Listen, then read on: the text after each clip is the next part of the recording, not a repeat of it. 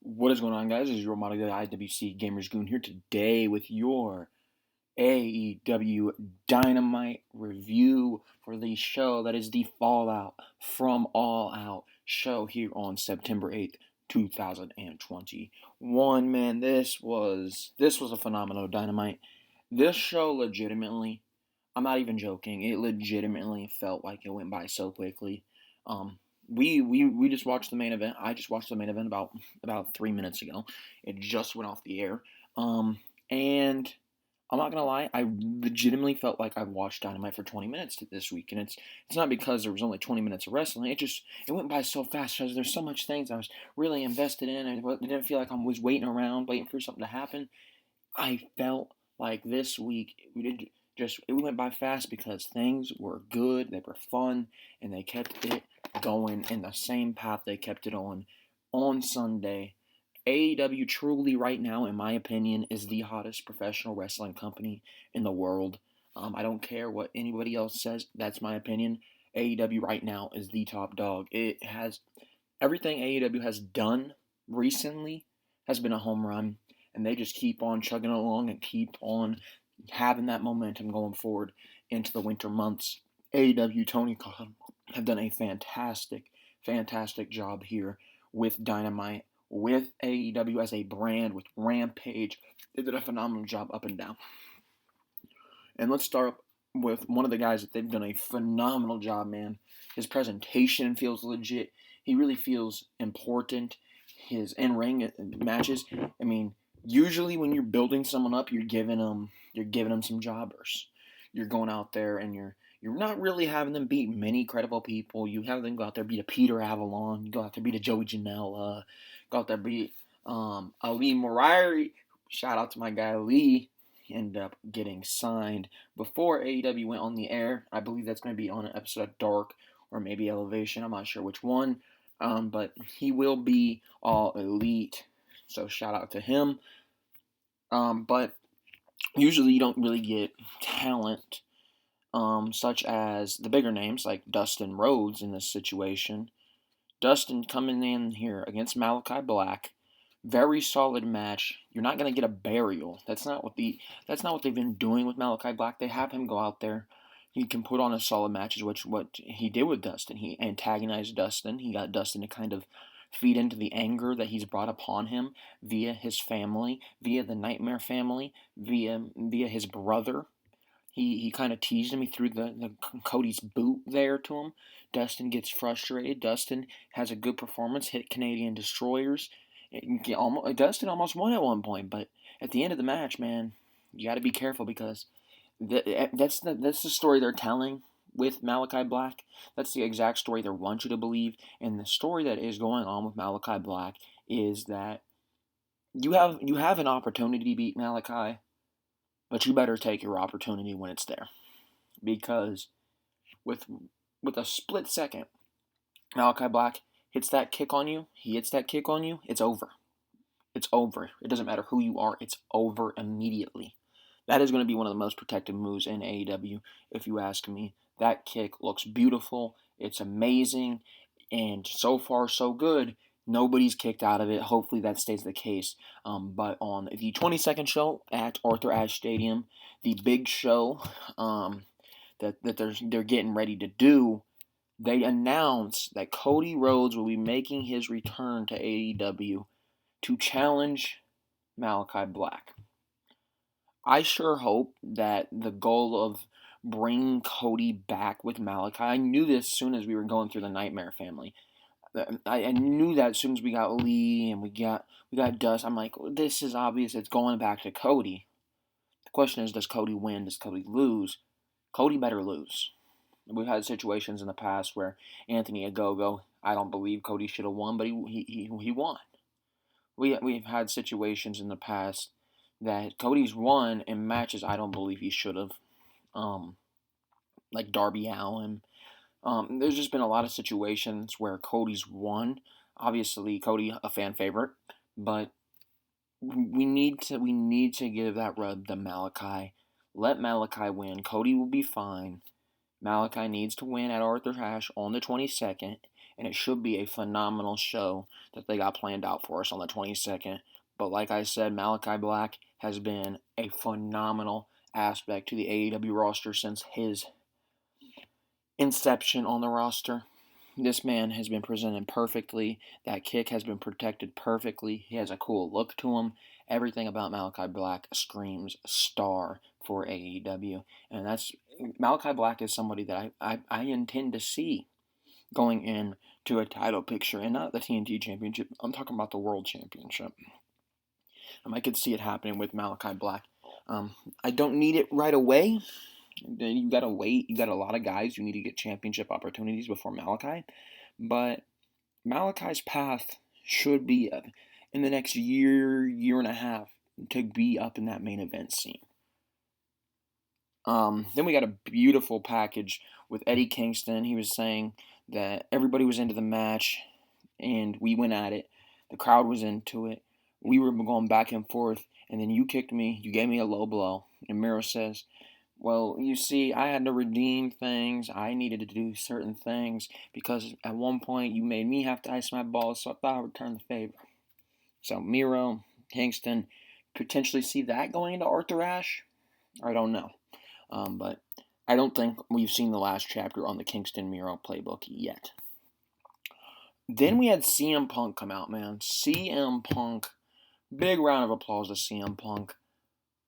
He's came out there and he got Darby over in a match. He's came out there and he's just been exceptional for the AEW. He's been that guy. Everybody loves CM Punk. He's getting the reactions.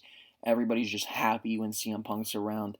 And CM Punk used all that excitement around him to actually put over everybody else today. He came out, he came on the mic, he said he'd like to thank Darby Allin, he'd like to thank Sting, and he'd like to thank us. He said, it's like I was riding a violent bike on Sunday. Then the crowd starts chanting, you still got it. You still got it. But anyways, he's like, thank you. So then he goes over, he puts over Minoru Suzuki. He's like, and on Sunday we have Minoru Suzuki come in. He's going to come in there and he's going to have a brawl tonight. And Moxley and him are going to tear the house down for you guys later. Then we get Moxley chants raining throughout the arena. He says, hold on. I heard somebody's here. Aunt Linda, where are you at?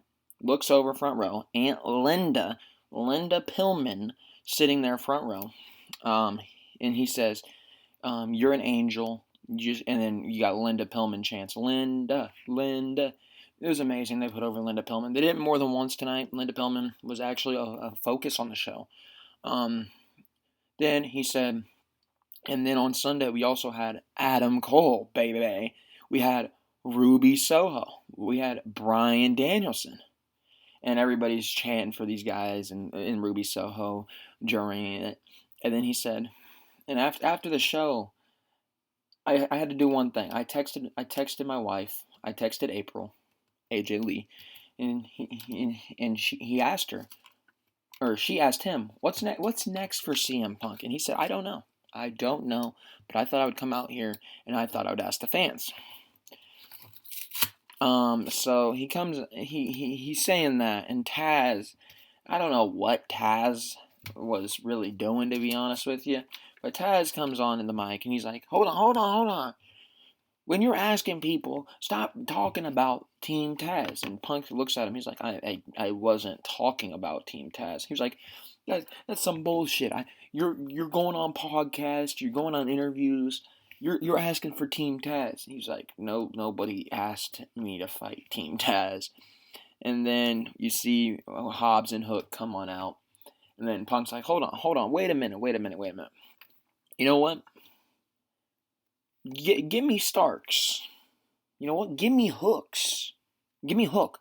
Give me Hobbs. You know what? Give me all four of you. And if you can beat me, let's see if you can beat me. But you're only going to survive if I let you. CM Punk is going to be going into a feud with Team Taz. I called it. I said Ricky Starks is the next guy for CM Punk. and it looks like it's coming true. Outside of Jungle Boy, who I don't believe needs to be mixing it up with Punk right now, Starks was the perfect candidate for CM Punk's next feud. They're going into a feud with Team Taz, but I think the end game is to get Punk and Starks. I don't know when we do Punk and Starks, whether that's at Arthur Ashe, whether that's at somewhere down the line. I don't know. But at the end of the day, Starks and Punk is going to be that marquee match for Team Taz in the Punk feud. That's going to be the marquee match. Hobbs, I like him, but he ain't the marquee match. Starks is the marquee. That's simple. So Punk and Team Taz, I'm looking forward to it, man. I'm looking forward to it. And shout out to CM Punk once again. Shout out Phil Brooks. What a phenomenal job, man. He's sitting here mentioning every single person he can mention. He's putting people over left and right, man. It was a beautiful sight. Then we had a Santana and Ortiz promo package before the commercial break, and it said that they started a spark against FTR, but they're ready for a new thing. They're ready to go on, move to something else, and they are ready for the rest of the tag team division. So that is their notice. So FTR is no longer in the Santana and Ortiz thing, and it looks like Santana and Ortiz got their eyes set on eventually becoming tag team champions. Then we had Ruby Soho. Ruby Soho. Destination unknown. Ruby Soho. Oh my God. Taz was singing this song. When Taz starts singing this song, you know it's a god dang good song, man. I absolutely love this song. Absolutely love Ruby. She's amazing. She came in. She had an interview. She says the reason why she had this open contract match is she didn't want people to think she got lucky on Sunday. Britt comes in, she says, it doesn't matter, you'll be irrelevant when Hayter beats you tonight, and you'll be irrelevant when I beat you as well. Ruby says, you know what, I don't know if you know this, but me and Britt actually knew each other.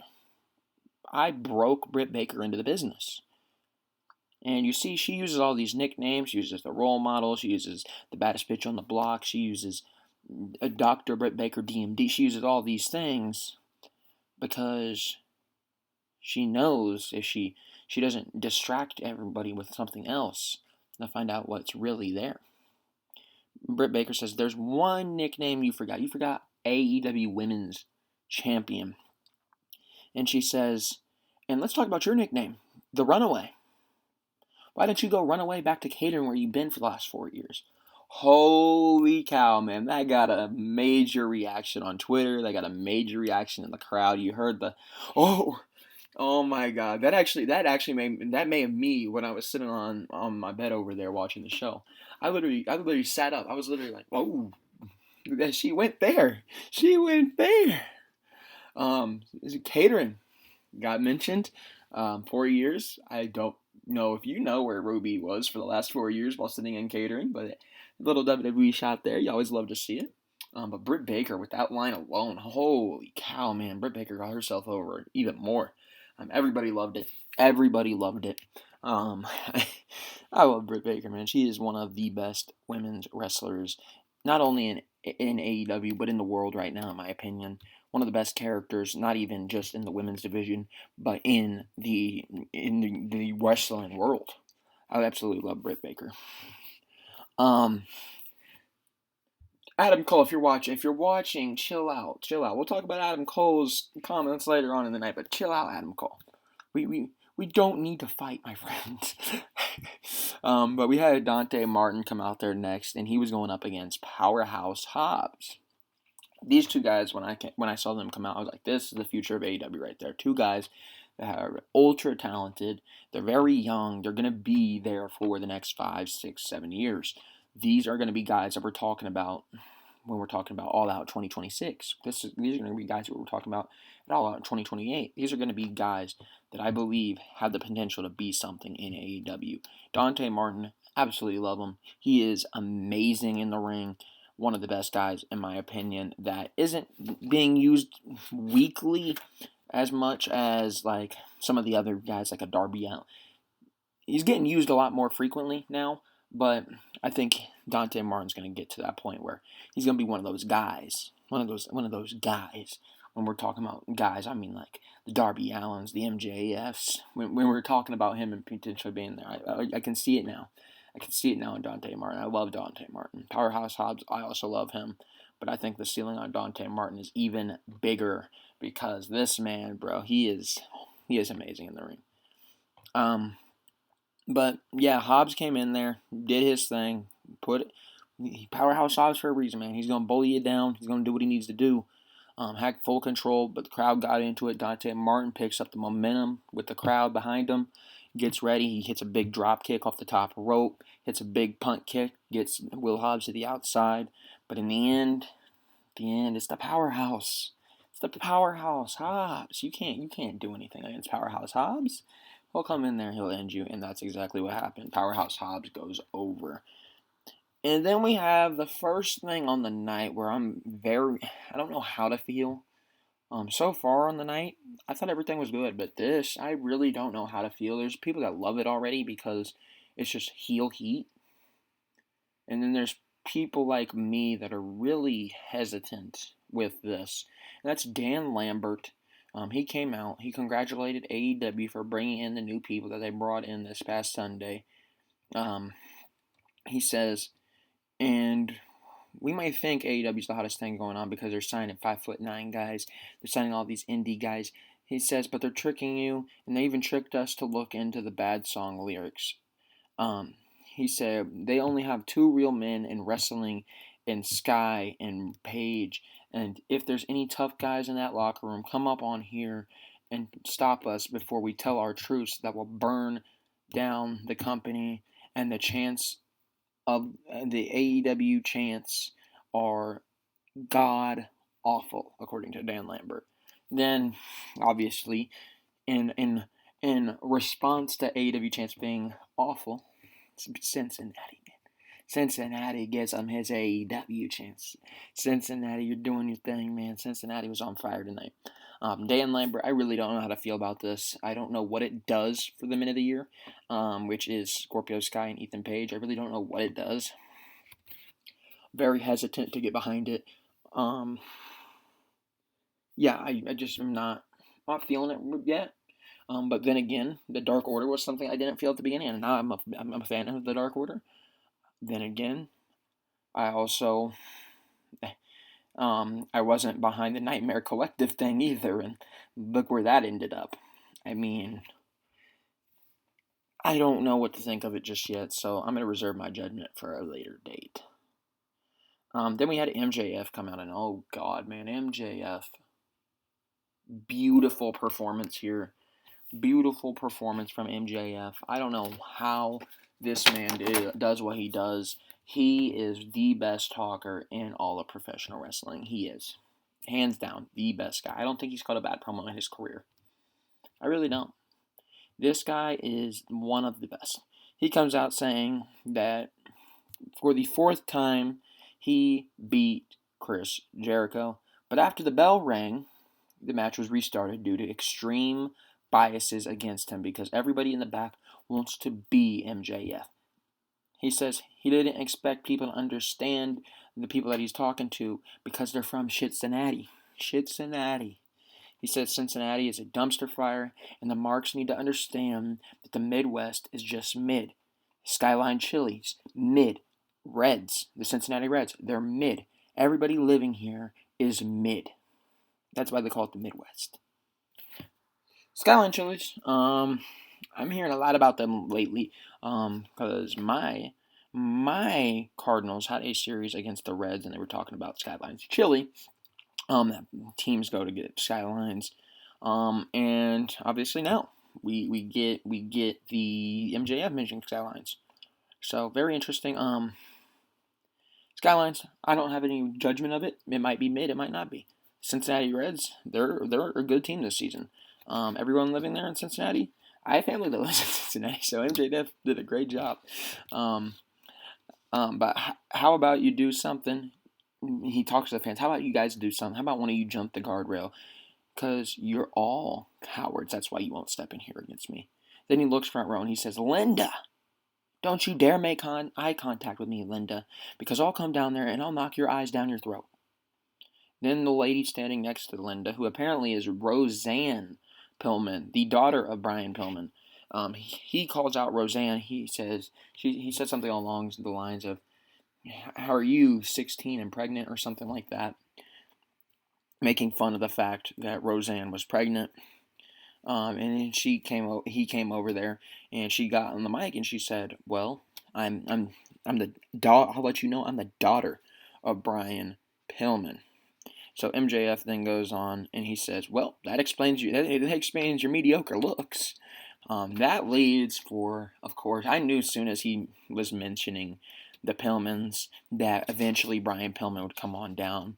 He comes on out. He says, I hear that you're sitting here, you're talking trash about my hometown, you're talking trash about my family. He says, "You know what, MJF? You might think it's Cincinnati, but I'm from a city that breeds badasses, like my father, Brian Pillman, and like Moxley. But I'm Pillman Jr. from Cincinnati. Welcome to the jungle." I don't know what it is with this "welcome to the jungle" line. It is one line that I do not like in AEW. It feels corny. It feels cheesy. I don't like it. But Pillman gets in there and gets face to face against MJF. And MJF's like, "Oh, my bad. He says something about his mother. He says Methany. Oh, my bad. I meant to say Melody or something like that." And he said, "Well, Methany made a mistake because, unlike all of her other wrestling prospects that she could have had, she forgot to swallow you." Saying, "Hey, she shouldn't have been doing it that way. She should have been doing it the other way." I'm pretty sure you know what I mean by that. But then Wardlow's stepping around. He's like, Wardlow, why don't you stand in the corner? You look pretty. Do what you do. I don't need you. You didn't step in the ring and help me on Sunday. I don't need you now." And then he gets up in Pillman's face and he says, "And you better step out of the ring too, Pillman, because if you're not, I'm going to do what your mother should have done. I'm going to abort." And then before he says abort you, Pillman comes in there. He starts attacking MJF. MJF can't get Pillman out on his own. Wardlow has to come help MJF. MJF uses the diamond ring, starts hitting. Griff Garrison came out. Griff Garrison laid out. Griff Garrison actually gets injured. Looks like we're getting a Varsity Blonde storyline. Thank the Lords. These guys are amazing. And I also do not mind seeing Julia Hart on my television. By the way, where was she? Give me MJF and Julia Hart. Give me MJF and Julia Hart. I'm sure MJF could cut a great promo. But it's gonna be fun. We get to see the Varsity Blondes actually on something meaningful. A big. I don't think it's gonna be like them beating MJF or anything like that, but they're going up against a name. They're going up against a top name. So I'm very excited for the Varsity Blondes. We're actually getting Pillman and MJF on one of these shows. I can't remember if it was Rampage. I think it might have been Rampage.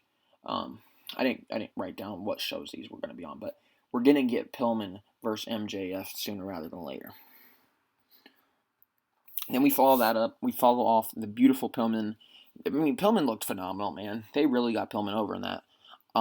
Then we follow that with, once again, one of the best things going on in the women's division right now. We have Ruby Soho with her in-ring debut against Jamie Hayter. Obviously, Dr. Britt Baker, DMD, and Rebel Not Reba is at the ringside for Jamie Hayter. Very good match. This was just a showcase match to see what Ruby Soho can do.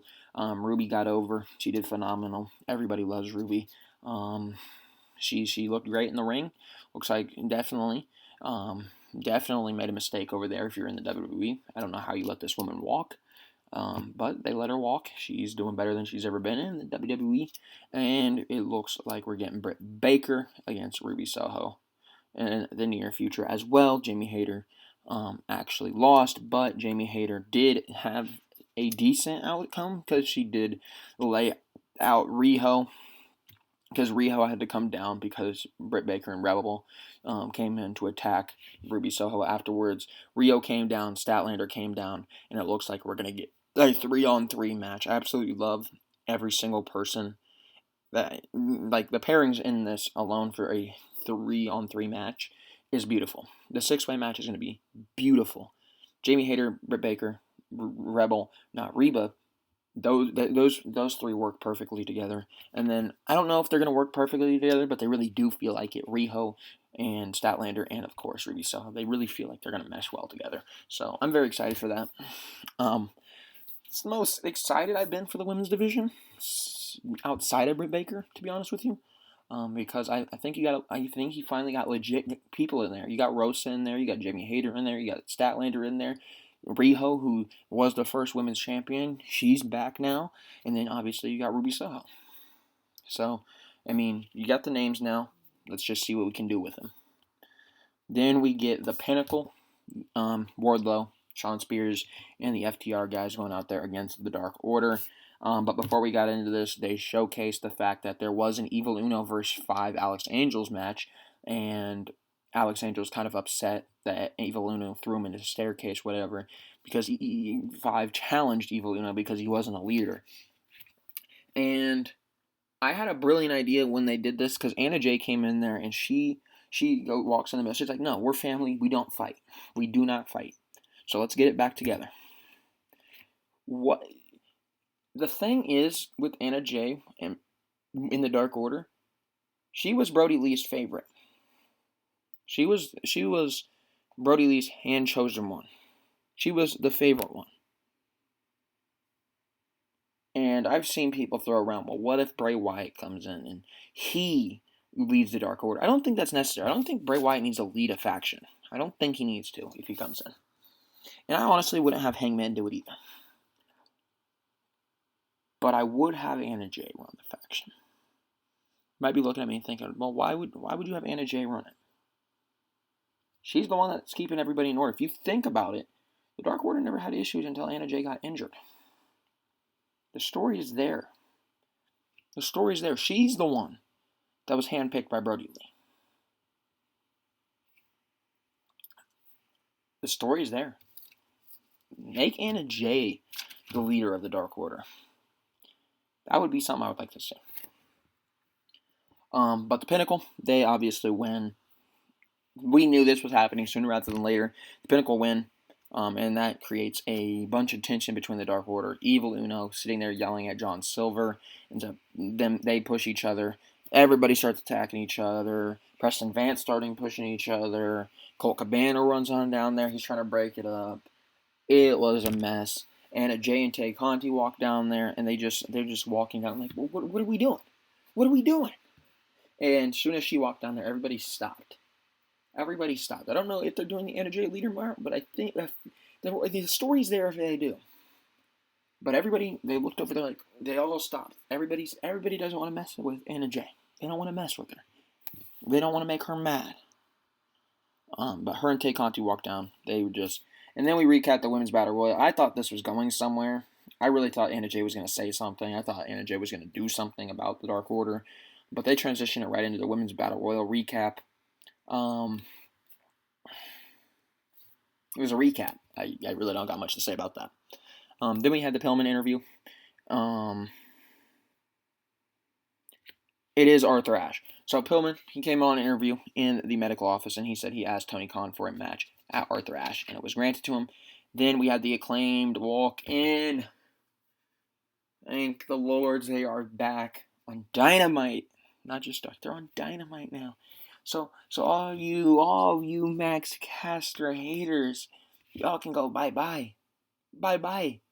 Max Caster's back well and ever. He is fighting on Rampage against Brian Pillman this week, and it's going to be amazing. The Acclaimed are finally back on Dynamite, and there ain't a thing you can do about it.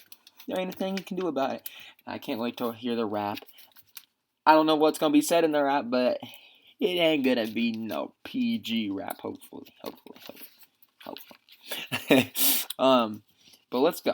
I'm very excited to see Max Caster back live and well and going up against Pillman on a match that should be very highlighted on Rampage, to be honest with you. Pillman looked the best he's ever looked. Pillman looked great tonight. So that's a great spot for Max Caster to be stepping into.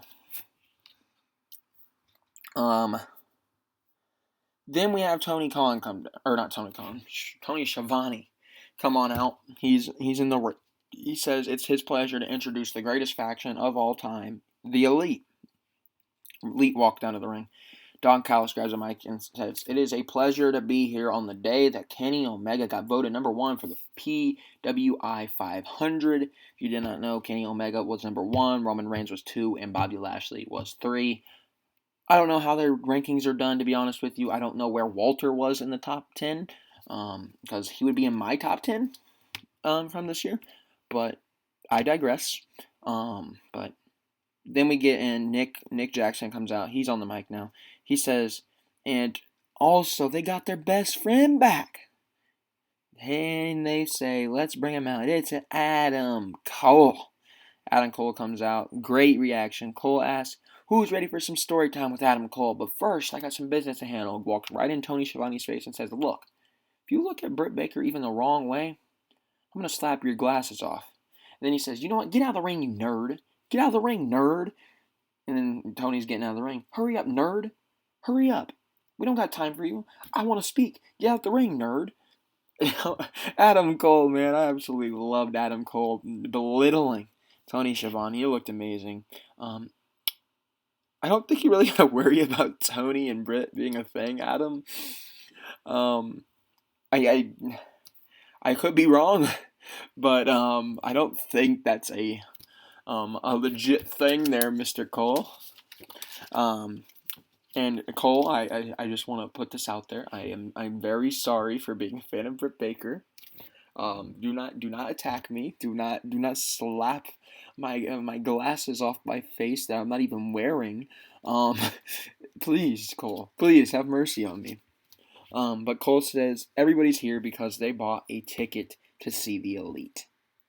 For 14 years, Adam Cole has main evented. He's shown that he is a once-in-a-generation type of talent, and now he's here with the best in the world. He says the Young Bucks are the greatest tag team of all time. Kenny Omega, he is a once-in-a-lifetime talent, and now they have Adam Cole. And he said they should be thanking the Elite because the Elite is now complete, baby.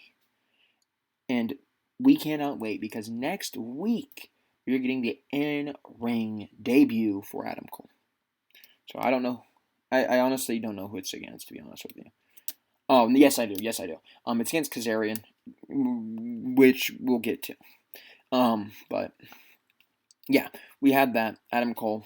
And then we have Kenny. He's on the mic now. He says, there's one thing he despises, and that's interruptions. Cue Brian Danielson's music. It's going to be really hard for me to transition back to Brian Danielson. I really like saying Daniel Bryan. But Brian Danielson, we're transitioning back to that. Get through, before the interruption word was even finished, Brian's music plays. Brian walks on down there. American Dragon, Brian Danielson out there. Brian steps in the ring. It's just him and Kenny Omega. Omega says, actually, this is funny because you're just the guy I wanted to speak to. Brian, before he even finishes, grabs the mic from Kenny Omega and says, I have a question. Do y'all want to see Brian Danielson versus Kenny Omega? Huge yes chants go throughout the arena. And he says, I've been informed it doesn't work like that here. Also another reference to the WWE. They just give whoever asks for a match. But he said, but Kenny Omega says he's the greatest wrestler who's ever lived. And that nobody's on his level. But I believe Kenny Omega is afraid. He's afraid of me because he's not on my level. Then we get them attacking each other. Brian locks in the formerly known Yes Lock. JR said it was an armbar. It looked like the Yes Lock to me. I don't know what they're calling it, but it was not an armbar, JR. At least not when you're going towards the head. I mean, I don't know. But he did that. And that gets the Elite in there. The Elite start attacking Brian. Then we see Christian Cage, Jurassic Express come out. They try evening things up. Jungle Boy at one point was going after Cole, but Kazarian ends up being the guy to take out Adam Cole. And then Brandon Cutler's left in the ring. Everybody surrounds him, and Brian hits a running Claymore-esque kick on Frankie Kazarian, or on on Brandon Cutler, and that ends that segment. And it is announced Kazarian will be facing off against Adam Cole next week. Brian more than likely is going to be facing Kenny Omega. I don't know if they're going to do it at Arthur Ashe. They might do it for the AEW Championship at Arthur Ashe, but I don't know if they're going to do it that soon with Brian Danielson. I don't know if they're going to be doing it that soon with him. Then we had Moxley going out there against Minoru Suzuki. This was the match you thought it would be, man. Two hard-hitting guys going out there hitting hard. That simple. Moxley walked out there. Huge reaction. Hometown crowd. Loved Moxley there. They start the match off. They just trading strikes. They're trading blows. Punch after punch. Elbow after elbow. Kick after kick. Did not matter. They were just trading blows. Then we go to commercial break. We had a 5-minute commercial break, it felt like. In the middle of the main event that's already got like 15 minutes. Kind of ruined the momentum for me. But the momentum after it was still trading back and forth. And Suzuki, eventually his face started bleeding. And eventually, Moxley ended up beating Minoru Suzuki. I'm going to be honest with you. I didn't really expect Moxley to beat Minoru Suzuki. I expected it to go the full distance. I expected it to end Dynamite with a cliffhanger and not have a winner. But I don't believe Minoru Suzuki is in long-term plans for AEW. I said that on Sunday. I said that on Monday in my review. I don't think Minoru Suzuki is a long-term option for AEW. This is more so just let's do something cool, and that's what they gave us. So Minoru Suzuki did not win. Moxley won, hometown, went up, celebrated in the crowd, ended the show that way, and we got a big Rampage coming up this Friday night. To be honest with you, I don't know if I'm going to be reviewing Rampage this week. I'm going to try, but I know I will be in Ohio, or no, I'll be in Indiana technically, but I'm going to Ohio to watch the Ohio State-Oregon football game on Saturday, and I will be at a campground on Friday night, so I don't know how likely the video being uploaded is. It won't be a long video, it won't be anything like this. It will be a quick recap, if that. But I really want to stick to the schedule and do the video. And if I don't stick to the schedule, I might do something else on Friday. I don't really know yet, to be honest with you. But tomorrow, we had a news and rumors video coming up. We got big news about Kevin Owens and Sami Zayn potentially being on the free agent market soon. We have some... But I'm going to go more in depth tomorrow. But I will say, we also have some Triple H news, unfortunately. Thoughts and prayers are with Triple H right now for what he went through recently. We'll go more in depth about that tomorrow. And then whatever else I decide to talk about, man.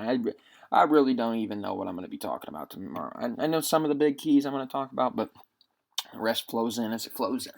We'll see what happens. I'll see y'all tomorrow. As you know, here's GoonYT on Twitter, thegoongameryt on Instagram. Like, follow, subscribe here on this channel. Comment, and it's been a fun night, man. AEW Dynamite doing wonders. AEW, they're running the world right now. They're running the world.